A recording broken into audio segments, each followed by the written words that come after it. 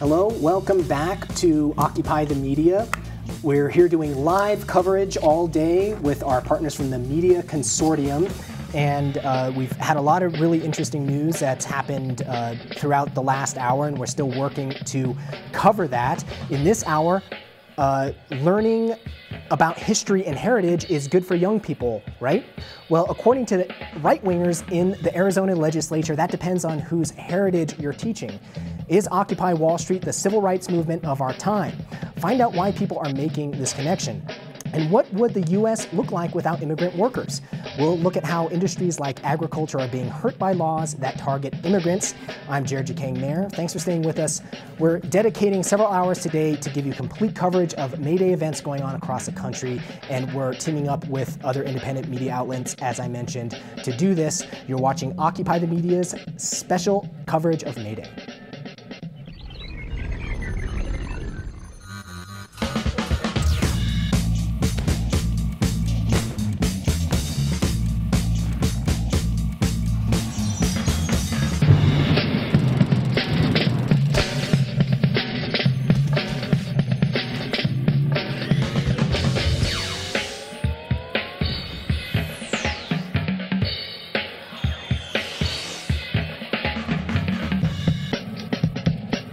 For those of you just tuning in, this is your one-stop destination for May Day news. Cities and towns across the country are heeding the call of the Occupy movement. No work, no school, no shopping, and taking to the streets. We're teaming up with other independent media sources to give you live reports throughout the hour and keep you in the thick of the action. We're also giving the mic to you, the 99%, so join the conversation by calling us toll-free at 877-575-FSTV. This hour, we're tackling immigration issues, and we want to know, do you think Arizona's anti-immigration law is unconstitutional? The lines are open. But first, let's get you up to speed with the latest from today's actions.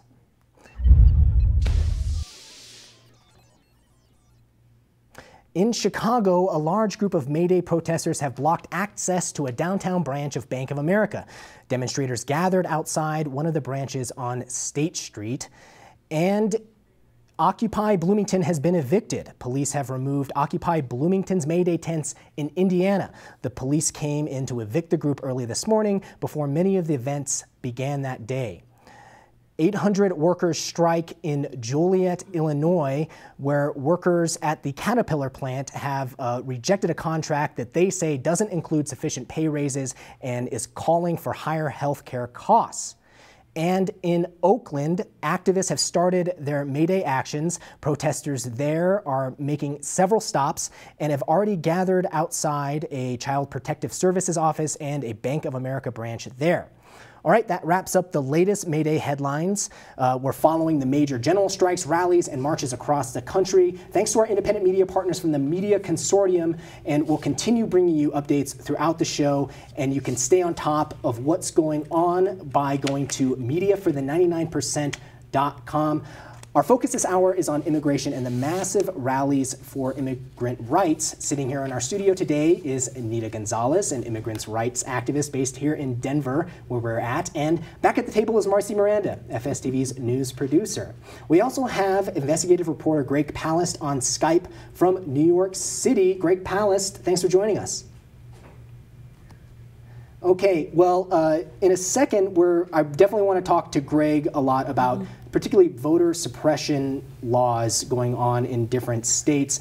But over the last few years, several draconian anti-immigrant laws have been passed across the country, the most notorious being Arizona's SB 1070. Last week, the Supreme Court held hearings about the legality of that law. So, Marcy, first off, just give us some brief context about this law, Supreme Court, and then we'll dig into the future of this particular law in Arizona. Yeah, well, this law was one of the first passed that was really anti-immigrant. Some call it a racist law. Basically, it allows local police officers in Arizona to stop, people that they think might be in the country illegally, which has generally been, Latinos and Hispanics. And they have the right to say, where's your ID, where is your where's your paperwork? Are you here legally? Are you here illegally?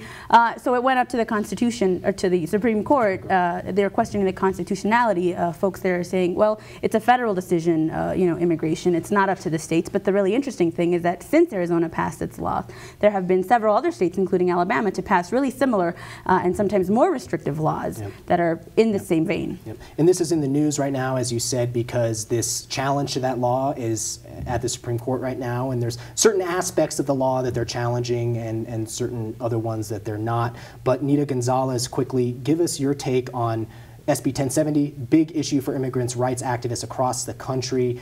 But what do you think of the chances of the law being upheld are, and how is this feeding into what we're seeing today with a lot of the May Day actions? Well, I first would like to just clarify, SB 1070, of course, brought to bear a lot of folks got involved around organizing to protest this type of law in this country. But let's be real honest, in Colorado we have 90, and SB 90 is almost as repressive as Senate Bill, 1070 in Arizona. And let's not also forget secure communities, which on top of SB 1070, and then in various states, Alabama, Colorado, other states, you have other anti-immigrant legislation being passed in the state legislatures. Then you deal with the federal law and secure communities. So it is an attack on our own humanity. It's an attack on human rights across this country. And the reality is that we need to not tolerate that attack. And part of the myriad of different laws going on and being passed in different states targeting immigrants are the voter ID laws, which have been a favorite among a lot of different conservative legislatures in different states.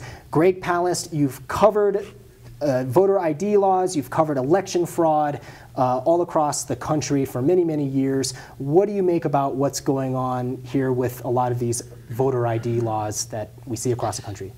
Well, I think that, first of all, you can't divide the issue of the attack on immigrants from the issue of the attack on Hispanic voters. It's one piece of the same story. In fact, that's the real motive. They don't really, in Arizona, they don't want to get rid of illegal immigrants. There would be no Arizona. As one economist said, I said, what's the role of illegal immigrants in the Arizona economy? He said, there would be no Arizona economy without illegal immigrants. What they want to do is make sure that illegal immigrants don't become legal immigrants and begin voting. That changes the entire voting dynamic of the Southwest and this nation. So first, it is to prevent immigrants from becoming citizens, as we all have become citizens in America, except for those few Native Americans who are watching this program. We're a nation of immigrants, as John Kennedy said. But the other is harassment. If you can stop voters on the way to the voter rolls, if you can tell people, if you're in line, we're going to demand your ID and you have to have your documentation on you. They know that's an old white citizens council. That's an old trick of suppressing the vote. But Greg, supporters of these voter ID laws, they say, look, we just want people to have an ID to go and pass a vote. You have to have your ID to open a checking account. You have to have your ID to buy alcohol. There's lots of different ways you have to have an ID. What's the harm in this? And why do you say that it's actually part of a larger strategy to disenfranchise and suppress immigrants and other minorities? First of all, voting is a right of every American citizen. Voting is not like a credit card where it's your choice, where it's up to the credit card company. It's not government's right to say, as a citizen, we don't think you have to jump through hoops for the right to vote. Now, as to the practicalities, the truth is you take a state like Indiana. We know that over 80,000 voters in the last election were turned away from the polls, including 12 nuns. Elderly nuns turned away from the polls because they didn't have the so-called correct ID, and who knows how many were discouraged. 80,000. How many voter ID theft cases have there been in the state of Indiana in the last 100 years? Not one. So this is to prevent a crime that never happens. So if someone says, I'm going to prevent murder by space aliens, you say, well, what's the real reason for this law? Because we don't have space alien murders. The answer is it's about suppressing the vote. It's about stealing elections, especially in Arizona. And by the way, it's not just voter IDs. There's massive voter purges going on in the state of Arizona, throughout the Southwest. Believe it or not, 1 in 5 voters have been removed from the voter rolls of the state of Colorado. 1 in 5. And we're concentrating now on voter ID. What about the purges? Yep. And the reaction to a lot of these laws is really interesting. Even today, when we're with a lot of these May Day protests, we're getting reports in from big protests in the Mission District, in San Francisco, in the Bay Area, in Stockton and Fairmont, Tucson. There's a lot of other protests, and what we're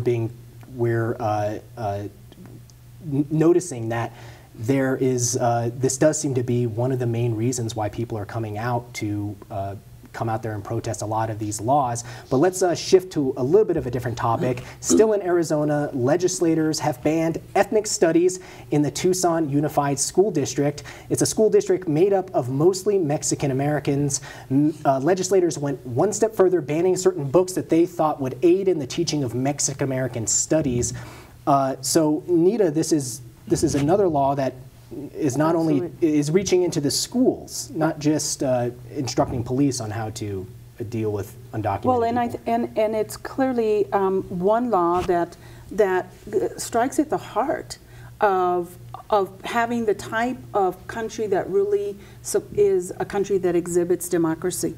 And part of democracy is that education, having an educated populace. And an educated populace also means that you respect other cultures, other ethnicities, and in that place, you move to a different global educational background. And I want to say this, my father's one of the authors that's banned. Rodolfo Corky Gonzalez and I Am Joaquin is banned.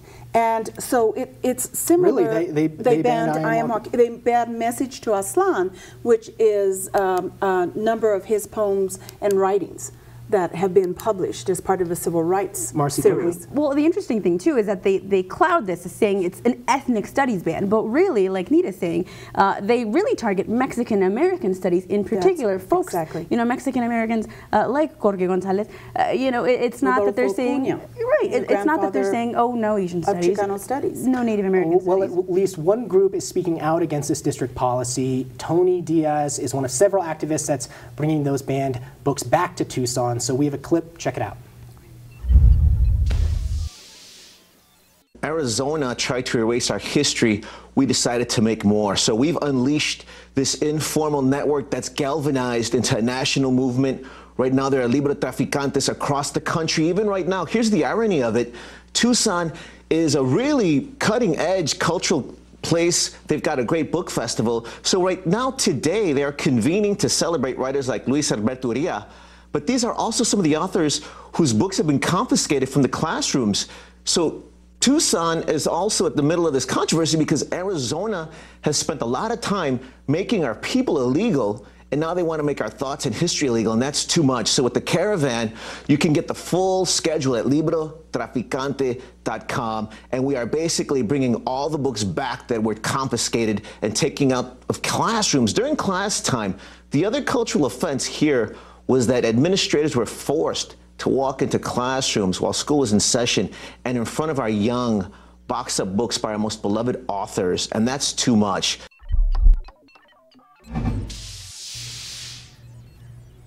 So it seems that for Arizona, the biggest problem now isn't drug smugglers coming into the state, but book smugglers is what people are reduced to bring some of these banned books back in. Let's give our viewers a chance to weigh in. The call is free, 877-575-FSTV. We're a country of immigrants. Do you think that too many people forget that? Again, that's 877-575-FSTV. Mic check. Mic check. Okay, Greg Palast, I want to throw this back to you. You're an investigative reporter. You've delved pretty deeply into a lot of these different laws. I want to know, going forward, what should we expect? Should we expect more of these laws to be rolled out, or is there now a backlash against them? We're starting to see a retreat from this push. Well, there's both. There's a backlash, but the laws are rolling forward. Finally, the Democrats are coming out and saying, this is vote suppression, stop being on the defensive. Back in 2000, of course, I discovered that Katherine Harris had removed tens of thousands of black folk from the voter rolls of Florida, calling them felons, and their only crime was voting while black. I had 56,000 names. The state attorney general said not one, not a single one was an illegal voter. And yet the Democratic Party absolutely refused to defend these people because they didn't want to be seen as defending criminals. These are innocent people. This is a problem. The Democrats are not going to save you. That's why I'm glad people are in the streets today. Don't count on the Democratic Party. Don't count on the Justice Department. They will only react to the pressure you put on them. So we're going to see, for example, okay, wait, and Greg, real quickly, I think we have time for one more call. We have a caller on the line from Darren in North Carolina talking about banned books. Darren, you're on Occupy the Media. Hello. Hi, Darren, you're on Occupy the Media. You had a comment about banned books. Well, yeah, it was about the whole immigration issue itself, especially dealing with a society where a lot of people come from mixed, descendants. There's a lot of people who are racially ambiguous, so there creates a lot of room for harassment in states like, Alabama and Arizona. And I wanted to comment on the books as well because it's a shame knowing that our public education is constantly rewriting history and taking out major parts of history that would, somewhat inspire the youth who come from these minority and ethnic backgrounds to do better in society. Yep. And all right, well, Darren, thanks a lot for your call. I want to get Nita's take. Talk a little bit more about banned books, because this isn't just something going on there in Arizona. This has repercussions for people and I elsewhere. think people need to recognize this has been the issue throughout our history in this country. And so I want to remind people, this is not, I'm sorry, we didn't come across the border crossed us. We've always been here. So when you have the demographic shift that you have had recently, and we've had the time of the Chicano movement and the African American movement, the civil rights movement, where we demanded an education that truly mirrored who we were in this country, long before colonizers, long before the United States government. And when we did that and were able to ensure that that occurred, bilingual education occurred, we had more authors writing, we had more books on history available, well, that became, I'm sorry, people are now reacting in a fearful state because the demographics have shifted. And I agree that it isn't going to take a party, the Democrats or the Republicans, it's not going to take Congress, it's going to take people in the street. That's made the difference in this country. And right now, I should say that we're watching footage live from Tucson, where there's the May Day protest going on there. We actually have another caller on the line, Suzanne O'Keefe, Occupy LA. You're on Occupy the Media. What's going on there in LA right now? Hi, everyone. We're at the beginning of a protest in front of Bank of America, which is right near Hollywood, and it's also where the Career Affinity Group from the West Wind is coming and setting up their bus. And we have about 30 people so far. I think there are 200 people coming from Venice. There's people also from the North Wind and the South Wind and the East Wind, and we're all going to converge downtown at 6th and Main, which is where the beginning of Skid Row downtown. We're also going to be stopping at MacArthur Park on the way down there. Are there any estimates right now, or about how many people are actually participating in this? Do you have any idea? I honestly haven't heard the reports yet. They're still starting, really. So we know that we have 200 people in Venice, and we have about 30 people here, and it's still just the beginning. And I know there's lots of action at the airport at the moment too. Okay. But I haven't heard the reports. And what about the police presence, Suzanne? Do you find that it's particularly heavy, or are they laying back? Right now, I don't see anybody. There's a security guard in front of B of A. Okay, well, Suzanne O'Keefe from Occupy LA, thanks a lot for this update. Okay, and I'll let you know. Thanks. Okay, we have another quick caller on the line. See if we can get him in. Jesse from Colorado, you're on Occupy the Media. Hi, Jesse from Colorado, are you there? You're on Occupy the Media. Okay. This is Alan from Sacramento. I'm sorry, Don from Sacramento? Alan, A-L-A. Alan, sorry. Sacramento. Oh, it's okay. Yeah. what do you got for us? What's going on there in Sacramento? Or do you have a comment? I've never really called into a show like this before. To be honest, I've never seen the Occupy movement presented the way you guys have. I just kind of was flipping through the channels and was interested in seeing it. Yeah. I was wondering if you guys are willing or able to discuss like viewpoints other than your own. I'm kind of not accustomed to seeing it presented this way. Okay, so what you're interested in is you would like viewpoints other than our own, and you would like to see us discuss that more?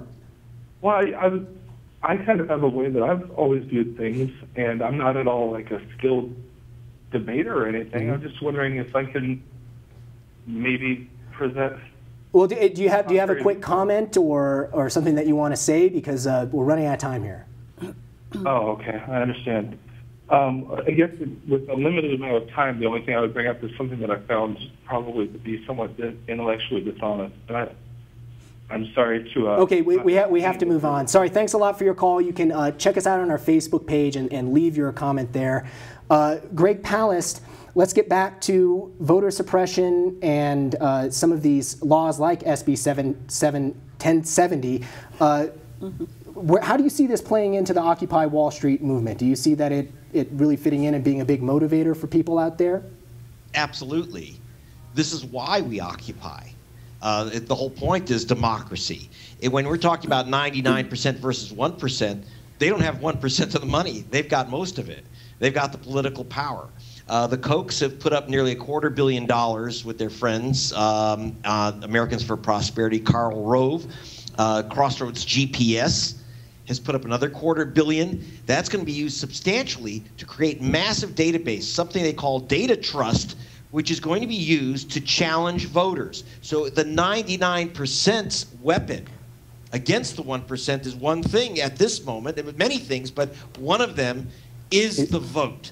Okay. And you have all right, well, Greg, we have to get going. Thanks so much for taking the time to join us from New York. You're welcome. Okay, that was Greg Palast. He's an investigative reporter. We have to take a quick break. Up next, we'll talk about how Occupy the Hood is bridging the gap between the Occupy movement and communities of color. But first, we want to hear from our social media viewers. Have we forgotten that we're a nation of immigrants? Join the conversation. Post your comments online at Facebook and Twitter.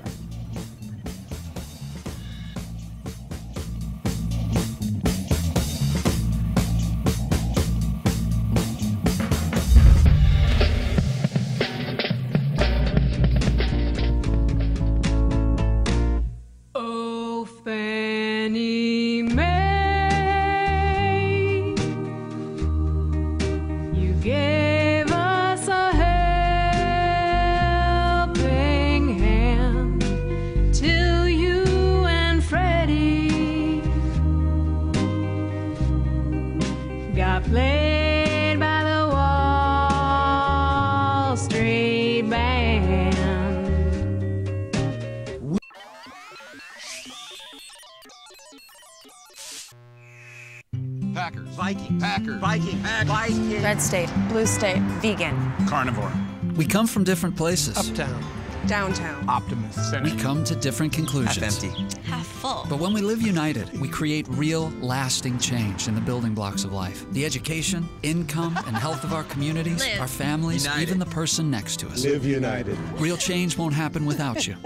So give, advocate, volunteer, live united. Sign up at liveunited.org.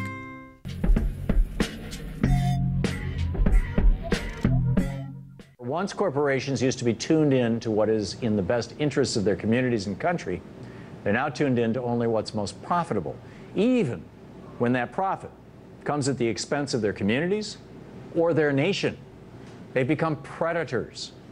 For more on this, Lynn Paramore joins me now. She's a contributing editor alternate, founder of New Deal 2.0, and author of the book Reading the Sphinx. Lynn, welcome. Good to be here. Thanks for joining us. How have corporations managed to get by not paying their fair share in taxes? Well, we've got a relationship between corporations and the public that is seriously out of balance, and this ridiculous tax situation that you just mentioned is one of the symptoms. I mean, in 2008, Goldman Sachs, which received a massive bailout that same year and also made massive profits, paid 1.1% in taxes. And, you know, we'll hear from conservatives that, you know, these corporations don't really owe us anything. They're job creators, blah, blah, blah. Well, they actually owe the public quite a bit, and we need to remember that, and we need to blast through this mythology that's been handed to us for the last 30 years by conservatives and neoliberal economists. I mean, the fact of the matter is that we pay a tremendous amount for corporations to have their workforce educated. We pay for infrastructure that allows them to do their business. In the case of a company like Goldman Sachs, we pay tremendous amounts in defense spending so that they can have safe markets in foreign countries and have new markets opened up for them. So this idea that they don't owe us anything is absolute hogwash. At this point, you know, if you're a voter, it's hard to know who to vote for. There are entrenched corporate interests on both sides of the political aisle. It's probably going to take a mass movement to turn this around and to have a real paradigm shift. And fortunately, we've seen Occupy Wall Street sort of opening the door to that. But the public really needs to wake up. And we need to remember, these corporations owe us. The CEOs of those corporations work for us, and we are stakeholders, and we have a right to determine how they conduct business.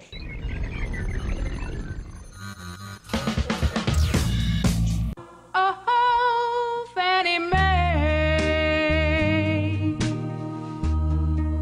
we hope you didn't mean us harm. And Freddie Mac, please don't make us twist your arm.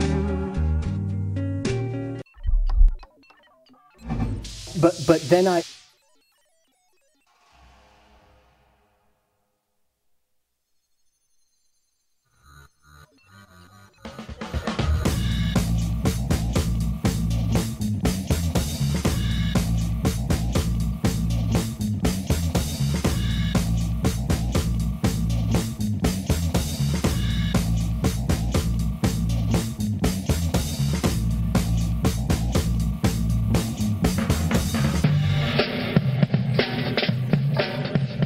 Welcome back here to Occupy the Media. I'm Jared Kang-Mayer. I'm here with Nita Gonzalez. She's an immigrants' rights activist in Denver, and FSTV producer Marcy Miranda. Also joining us from DC on Skype is Emily Crockett. She's a reporter with Campus Progress. Hi there, Emily.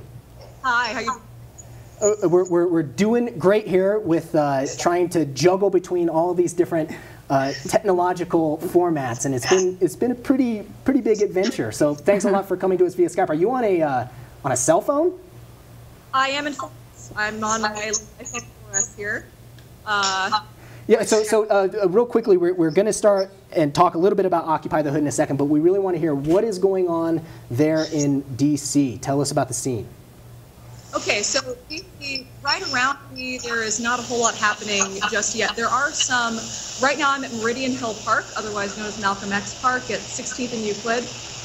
Right now it's just kind of, people are preparing, there's somebody setting up a stage over there. There's some people behind me with flyers and materials. So right now organizers, there are a couple of actions. There's a rally at Georgetown, a rally at AU, and at 3:30, people are going to converge here in the park. Okay, well, Emily, I'm sorry for a sec. It looks like you're breaking up there, and so we'll come back to you in a sec once the connection gets a little bit better. But you know, there in DC, it looks like things are still going a little bit slower. No major actions yet, but we'll keep in touch there. Let's talk about immigrant rights, our main topic for this subject. If not for immigrant workers, life in the U.S. would look very different. Undocumented immigrants do a lot for our country, and oftentimes their hard work goes unnoticed, or worse, their rights are abused. So, Nita, as an activist and turning to the history of the immigrants' rights movement, how do you see that playing into the groundswell of support for something like May Day and Occupy Wall Street? Well, I think a great deal of that has to do with whether the individual cities and groups organizing also accept that this is a major issue that they can integrate in the Occupy movement as well as May 1. But May 1 has always been a major day for immigrant rights to come together and have a street action, protest action, music action to bring to bear and to bring to light the whole issue around immigrants and their place in our society. But let me be real clear. I don't use immigrants often. I don't use documented, undocumented, because as I said earlier, we've always been here. This is our land. This is our homeland. I don't see us crossing any border. I don't see all those borders that were put up, that quite frankly aren't realistic in terms of land or geography. And many of the people to South America are part of who we are as a family. So do you use any terminology then? What's the right one? Well, I learned from Wilma Mankiller, the first woman to lead her tribe, who said there are brothers and sisters. Okay. Brothers and sisters to the south. Well, let's see if we can Primos get some. Let's see if we can go. get some callers on the line. We want you to join the conversation. Have your voice heard by calling 877-575-FSTV. What do you think immigrants mean to the United States economy? The lines are open. So activists in communities like Chicago, Detroit, and the Bronx have come together under a different Occupy umbrella. Occupy the Hood is what it's called. These activists seek to bridge the gap between the Occupy Wall Street movement and the issues that really speak to the communities of color. I want to get your take, Nita, but Marcy, tell us quickly about Occupy the Hood. Yeah, it's kind of this a subgroup, I guess, that's emerged from the Occupy movement. A lot of people in Detroit and in Chicago, a lot of places where there are large communities of color, especially African Americans, coming together and saying, well, a lot of the issues that the Occupy movement deals with, like income inequality, are issues that people of communities of color have dealt with for many, many years. So they've kind of come together to say, well, we're going to really go out and talk to these communities, talk to these neighborhoods, and bring them out, because the Occupy movement overall isn't necessarily as diverse as they'd like to see. And it's obviously not that these issues aren't relative and relevant to these folks, these communities of color. It's just that they're not reaching out in that way. Well, in the Bronx, a group of activists are highlighting some of the major issues that concern communities of color, calling themselves Take Back the Bronx. They say their communities have been occupied for years.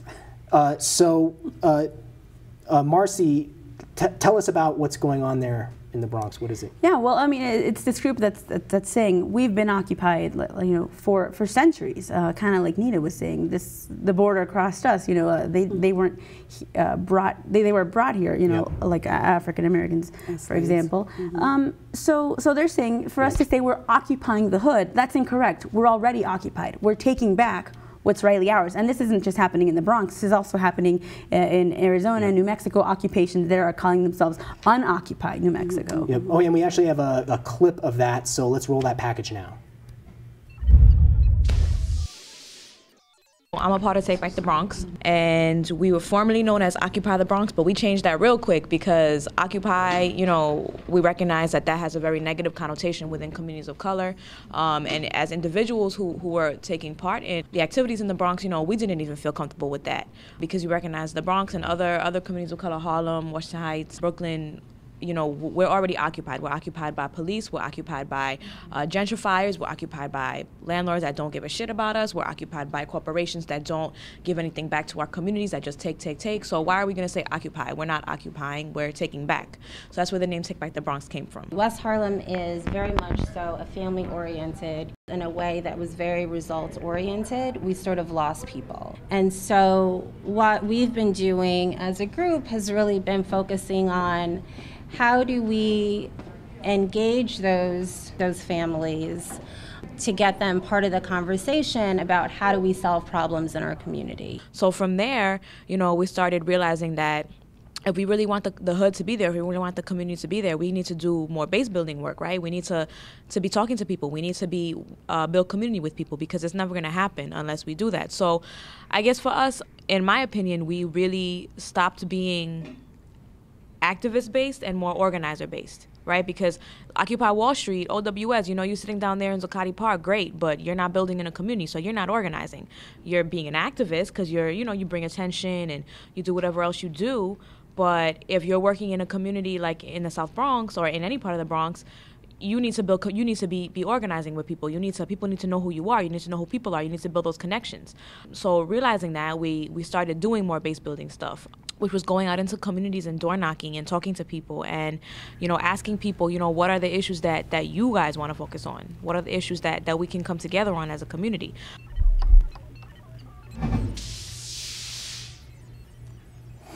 All right, so let's see if we can get another caller on the line. It's time for another mic check. Let's take some more calls from viewers. Okay, we actually have Jack from New York City, who just got back from the May Day protest. Jack, you're on Occupy the Media. Hi, yeah, this is Zach Roberts. I work for Greg Palast.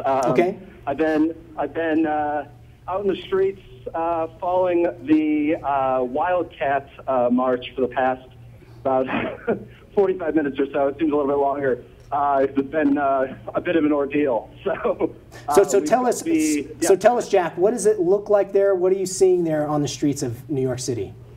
Well, it started out early in the morning. I started around 6:30 in the morning. There were rumors of some Brooklyn Bridge occupation, which didn't seem to pan out. So at first we were somewhat disheartened, a couple fellow journalists and I, but then we got to Bryant Park around 8. It was a couple hundred people, and then they started splitting off, and kind of after they started splitting off, everybody started metastasizing across, and the numbers grew. By the time I left the Wildcat March, there was probably about 200-300 people running through, literally running down the middle of the streets in Little Italy and Chinatown.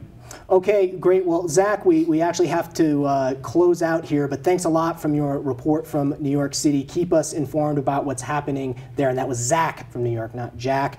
Emily Crockett from Campus Progress, who's been on her iPhone there trying. Can you get through right now? What's anything to say about what's going on there in DC and what we can expect? So guys, can you hear me now? We can almost hear you. Why don't you just go ahead and say it? Is it easier if I come a little closer?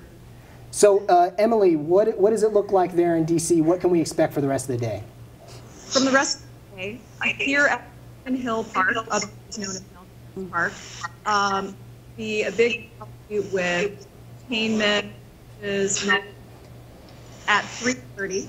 Okay, Emily, I think that the iPhone audio connection just isn't going to work, but can you just pan the phone around and let us give a look? Okay, looks pretty sparse there right now in DC, but Emily, keep us informed about what's happening there on the scene throughout the day. Yeah, I think she was saying marches and teach-ins. Could you interpret that? From what I know, yeah, I think she was saying, there'll be march-ins and teach-ins and rallies, a lot of the stuff that we were talking about, that education aspect, not just talking and not just going out and doing, but educating as well. Nita, you had a quick thing that you wanted to mention. Well, I to just close out wanted this to topic remind about people that through this recession and through the depression, we called it a depression in the Chicano community. I don't know about anybody else, and we were suffering that 5 years before it became public. But through this, 65% in our community, the Latino community, we lost 65% of our wealth because our wealth isn't in Wall Street. Our wealth was in our homes. Our wealth was in land. And as a result of foreclosures and taxes and several other elements, anti-immigration mood, people left homes, we lost 65% of our wealth. So the financial crisis impacting people of color even greater, to a greater degree. And a longer period of time. We're going to take another quick break, but we want to hear from you when we return. Give us a call at 877-575-FSTV. The U.S. is a country built on immigrants. Do we often forget this? Call or post us a comment on our Facebook page. Where am I? Attention passengers. Mic check. Mic check. We have come together in solidarity. We have come together in solidarity. To say that public transportation is a right. To say public transportation is a right. No cuts to public transit services. No cuts to public transit services. No layoffs to public transit jobs. No layoffs to public transit jobs. No hikes in public transit fares. No hikes in public transit fares.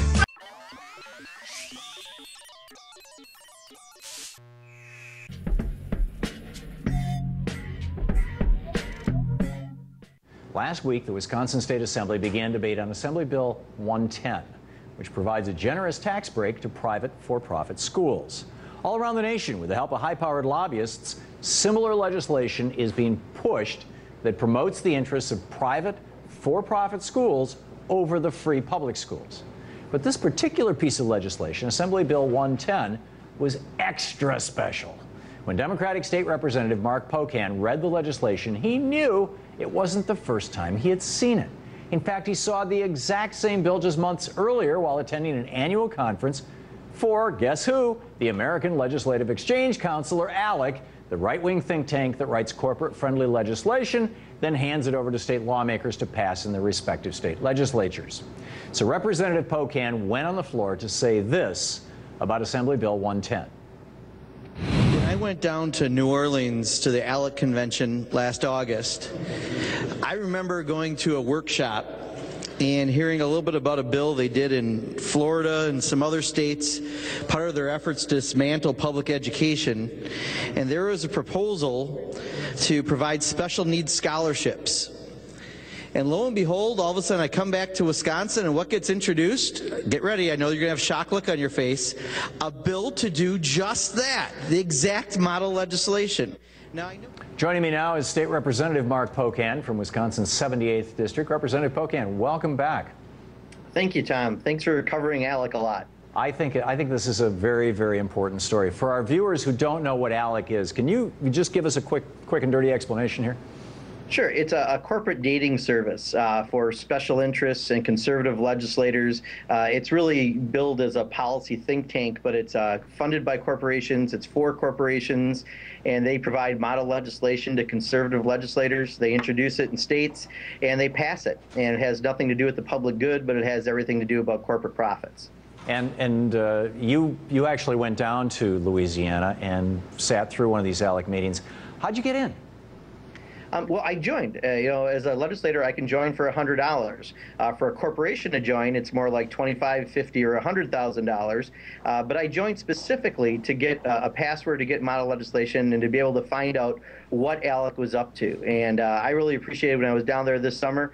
You and I had a conversation. In fact, if I remember right, I had to keep walking during the conversation because I was being followed by ALEC staffers at the time. But I go to find out what they're up to. And we kind of have a good idea of the roadmap they're going to take in a lot of these Republican-leaning states. There was a Texas legislator moderating a panel. It was a bunch of CEOs from utility companies and from the industry. And he goes to the legislators in the audience, all right, we're a big football team. You're the players, and these are our coaches, so listen up. And that's the idea. You're supposed to listen up. You're supposed to take their model legislation. You're supposed to introduce it, and they're supposed to live happily ever after. And that's the model that ALEC is. The problem is they've tried to operate in the shadows.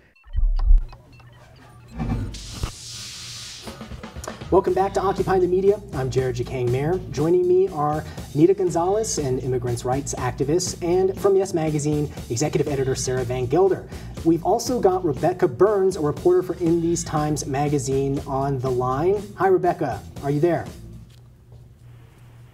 Okay, Rebecca Burns. We'll hopefully be able to patch her in through the phone. We're going to be talking about immigrants, the immigration issue, as we have been throughout this hour. But first, some quick updates. We had a note from Vanessa Maria from Occupy Philly, who says that occupiers have shut down Walnut Street in Philadelphia, which runs through the center of the city, and that Occupy protesters are now at Wells Fargo. And we should also mention that when Zach Roberts on the phone before had mentioned wildcat marches, what's that terminology mean?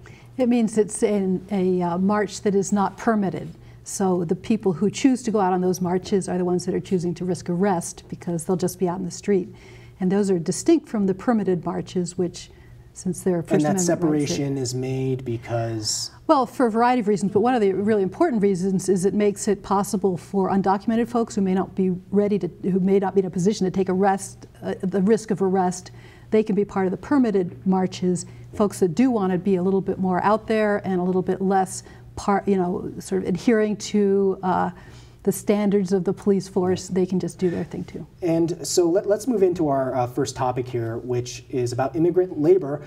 It's responsible for a lot of the blue-collar jobs in America today. So how does that sit with labor groups. Nita, I'll ask you in a second, but Sarah, you know, kind of the old school unions traditionally, at least historically, have, and immigrants' rights activists don't always see eye to eye. They haven't always been working along the same path throughout U.S. labor history, even though they had a lot in common because of, I guess, competition for some of those blue-collar or low-wage jobs. What can you say about that history, and what are we seeing that history look like now? Well, I think some of the unions who perhaps were a little bit more narrowly focused on protecting the rights of a small group of people who were their members, you know, were not really seeing the broader picture, and felt like if they could keep undocumented folks out, they could keep wages higher and keep benefits higher for their members. But I think more and more, you know, particularly with leadership from people like the SEIU, I think what we're seeing now is a much broader understanding that really unions have to be in the business of protecting rights for all people and all workers in particular. And there's no way to protect the rights of one group unless you really protect the rights of everyone. So, Nita Gonzalez, the interests of people associated with immigrants' rights, or immigrant workers, or people of color who are workers, and old school labor unions, are they divided? Do they have anything in some common? instances, I would have to say yes. That is my particular experience, and the experience we have had is trying to get the broader unions involved in the immigrant rights movement. And clearly, SEIU has been in the forefront and mediating that and helping to set the tone for that. But it still doesn't go without conflict occasionally with various unions when it comes to immigrants that are here in this country. Okay, so our next topic. For 2 years, domestic workers in California and New York have been finding ways to organize for their rights without forming unions. Now they're bringing those efforts together on a national level. Here's a quick look into some of the organizational tactics behind those efforts.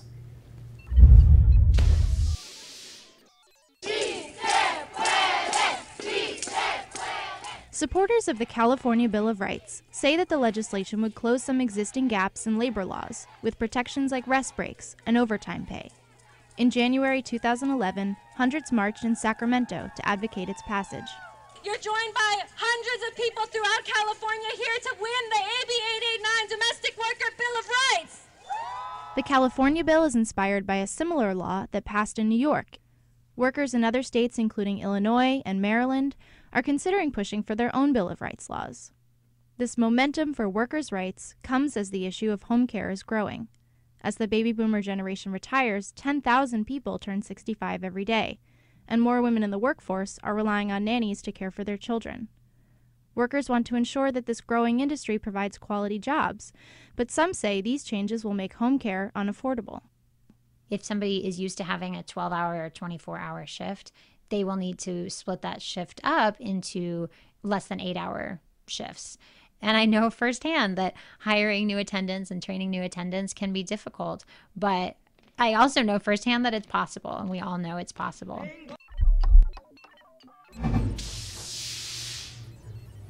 Viewers, we know that you're out there and we want you to join the discussion. Call us at 877-575-FSTV. Do you think the Occupy movement can help strengthen workers' rights for immigrants? The lines are open. And quickly, just to sum up about this, these domestic workers, Nita, organizing. Right, I think that has been happening across the country on a smaller basis. Clearly, the domestic workers are one of them in New York, but there's several in agricultural communities that are doing the same thing. Because when you have people that don't feel safe in a greater society, they find that kind of underground way to kind of organize and come together to help themselves out. And I think it's good. I think it's healthy. It also pushes unions to recognize that they've got to be much more involved, much more proactive around this issue. And so our next topic today was to talk about NAFTA, the North American Free Trade Agreement. It's almost 20 years since this has been enacted, and for some young people, they've grown up under NAFTA. They haven't seen the changes that have happened. But let's talk a little bit now about the impacts that NAFTA has had on the long term, and how people today can reflect back on about what that's done. Sarah. Well, 1994 was when NAFTA went into effect, and one of the first things that you saw happen was the dismantling of the ejido system, which was the communal land ownership system. In Mexico? In Mexico. That kept land available to farmers generation after generation. So it's an incredibly important building block for the economy in rural areas, which is a lot of what Mexico is and was. At the same time, you saw the importation of massive amounts of cheap American corn, which was subsidized by the federal government, so it could undercut the price that Mexican farmers had been able to get for this commodity, which is actually a staple food for most Mexican people. So you, in two different ways, you just made this body blow against the basic foundation of the Mexican economy. And so it's not surprising that people went into poverty, that they were displaced from their land, that they couldn't earn a living. And so how did that fit into the immigration debate here in the U.S. in recent years? Well, of course, when people are displaced from their land, they have move. to find somewhere else to go. That's right. To support their families and their communities. But Nita, we've seen the Pew in fact, Hispanic... for NAFTA, yep. Many of us marched against it. We protested NAFTA because we knew it would translate into a gain for corporations, not a gain for the people, small farmers, small businesses. We've seen the recent report by the Pew Hispanic Center, which got a lot of interest because it showed that for the first time in many, many years, the actual number of immigrants coming into the U.S. and the number of Mexicans and other immigrants leaving the U.S. has balanced each other out. Some people have attributed that to, well, the American economy is bad, but the Mexican economy has slightly improved because of NAFTA. That's why people are returning home. What do you think of that? I would doubt that it was because of NAFTA. I think that people are making decisions of staying exactly because of the environment in this country, which has been very hostile and very anti-family. We talk about being pro-family, we're very anti-family. And I think there have been some gains in certain areas that the government is trying to, and the people are trying to do. I mean, part of the change also occurred because people took back their own power. When you have Chiapas and you have the Zapatistas, people take back their own power and trying to make that work. I just got word we have some more calls, so let's, we've got some more calls coming through, so let's take those calls from the 99%. Okay, we actually have some reporters from Detroit, Victor and Yarrow. They're in Detroit. You're on Occupy the Media. Are you there? Hi, yes, we're here. Yeah, we're here, waiting patiently. Oh, thank you so much for hanging on there. We want to know what's happening there in Detroit. What are you seeing? Go ahead. I'm going to let Jara start it off, and I want to speak more on the immigration issues. Okay. Because I'm not from Detroit. I live in El Paso on the border. Got you. Okay, well, Jaro, what are you seeing there in Detroit? Yeah, right now in Detroit, we got in the car so we can hear you a little better, and we've got somebody, we're grateful that they're driving us down the street. We're being stopped by the police. They're not letting the procession go on. It's at a very slow pace right now, but we've got several hundred people marching down a main venue in Detroit. It's Michigan Avenue. And the traffic is all stopped up because of the procession.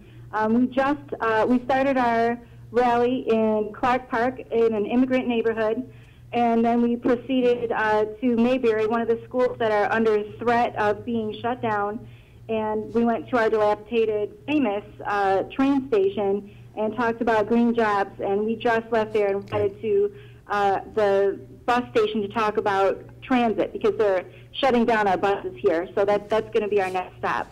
Okay, Jarl, thanks for that update from Detroit. Now, Victor, you said that you had a comment on the immigration issue. What do you got for us? Let me just say that I'm one of the original leaders of the Black Panther Party from Oakland, California. I have been politically active for 46 years, since 1967. And I had helped the Fort Lauderdale Occupy group out in their organizing. And after doing a teleconference, Detroit hosted me up here. I've been here just a few days, but on the topics that you're discussing of immigration, I'm very well versed on that, and I want to make some comments about that. We might run out of time. So do you have what's your one comment that you want to make about this immigration discussion? You know, is right on the border, where Fort Bliss is at, and I hosted a radio show there. Yep. My take on immigration is that any immigration policy that the United States proposes, it must, in my opinion, take historical facts that took place in America, in southwest part of the United States.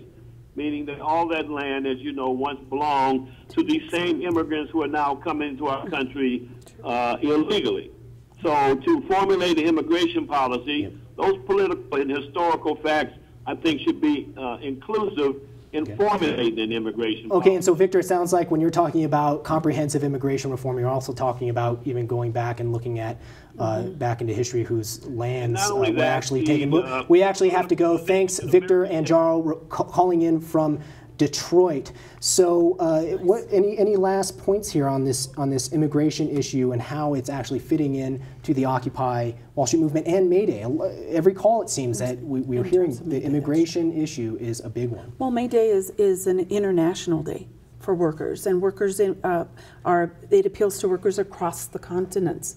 So absolutely, they're also looking at what are we going to do? What is finally going to be our response, not only in this country but throughout the world, around labor and workers? See, I believe you need a minimum wage that's international. That's it. Okay. And you fight for that. Real quickly, 10 seconds.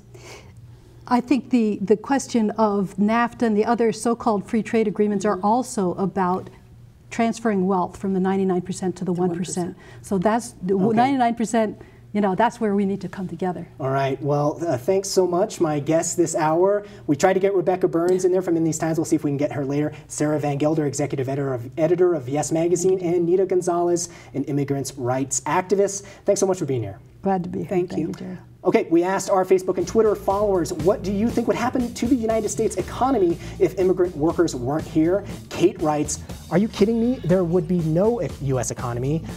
Ranja asks, this country was built on the backs of immigrants, including this economy.